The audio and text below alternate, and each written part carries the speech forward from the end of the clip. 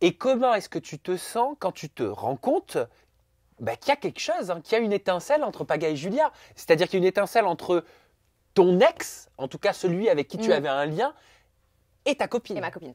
Et alors, il faut savoir que je suis peut-être un petit peu blonde, mais moi, au début, je ne l'ai pas vu tout de suite. C'est Carla qui vient me voir et me dit, mais il y a un rapprochement entre Julia et Paga, comment tu le prendrais, comment tu le sentirais? Voilà, c'est-à-dire qu'à aucun moment, Paga et Julia viennent me voir pour me dire, voilà, Julia, elle me plaît bien, est-ce que ça t'embête si je me rapproche d'elle? Ou inversement, voilà, Paga me plaît bien, est-ce que ça t'embête, vu que tu es ma copine, si j'y vais? Non, à aucun moment, c'est Carla, du début à la fin, qui me met en garde et qui me prévient. Est-ce que tu t'es sentie trahie par l'un des deux?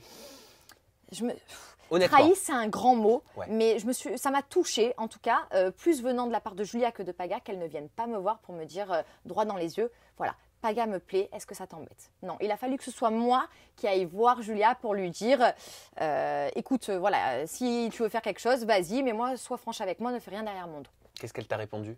Elle m'a dit qu'elle le ferait, effectivement. Elle m'a dit, je suis pas venue te voir parce que je voyais que tu n'étais pas déjà très bien, tout ça, donc, mais t'inquiète, s'il doit se passer quoi que ce soit, tu seras au courant, on fera rien derrière ton dos.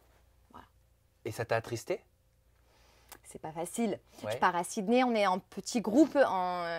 Les deux personnes dont je suis vraiment proche en partant à ce moment-là, c'est Julia et Paga. Finalement, ils se rapprochent tous les deux et s'éloignent de moi inconsciemment.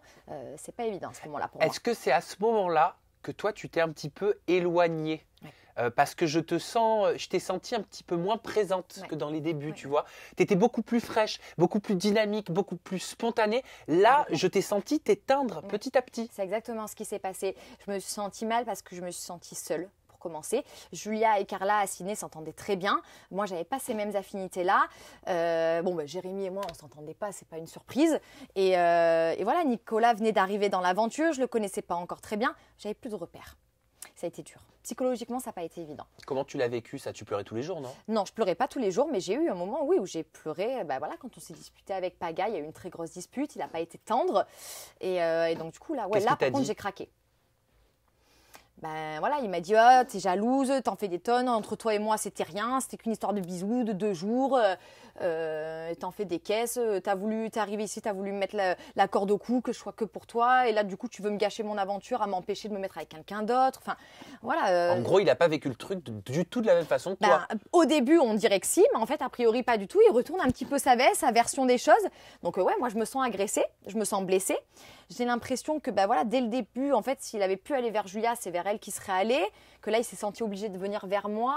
Et puis c'est surtout que vous n'avez pas la même version de l'histoire. En fait, totalement à ce moment-là. Voilà, vous n'avez pas vécu l'histoire de la même façon. Tout à fait. Mais de toute façon, c'est toujours comme ça. Dans un couple, quand 2 personnes se rencontrent, quand il y a une rupture, il y en a un qui le voit d'une façon et l'autre qui a sa vision de la rupture. Tu vois. Là, pour le coup, c'était le cas. On ne le voyait pas du tout de la même façon.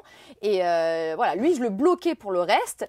Et lui me blessait juste tout simplement. Je demandais juste en fait qu'il soit plus franc. Je comprends mieux pourquoi tu t'étais dit. C'est que tu avais peut-être l'impression, surtout après avoir entendu ça. J'avais l'impression d'être une idiote. Concrètement, je me suis dit, mince, le mec me prend pour une idiote. Il s'est mis avec moi parce qu'il s'est senti obligé de le faire. Comme si on était dans un truc où on devait continuer ce qu'on avait commencé, entre guillemets, rapidement sur Marseille.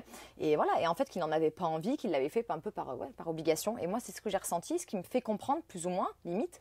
Ouais, donc, en fait, est-ce que tu avais la sensation d'être une pièce rapportée avec laquelle il fallait qu'il fasse quelque chose, quoi? Alors, pas totalement, parce que j'avais ma place autant que les autres. Moi, je ne suis pas venue pour lui. Je dis pas ça. Mais j'ai l'impression que voilà, à ce moment-là, Paga ne voyait que ça. Oui, que j'étais là que pour lui et que du coup, j'allais l'empêcher de faire quoi que ce soit d'autre.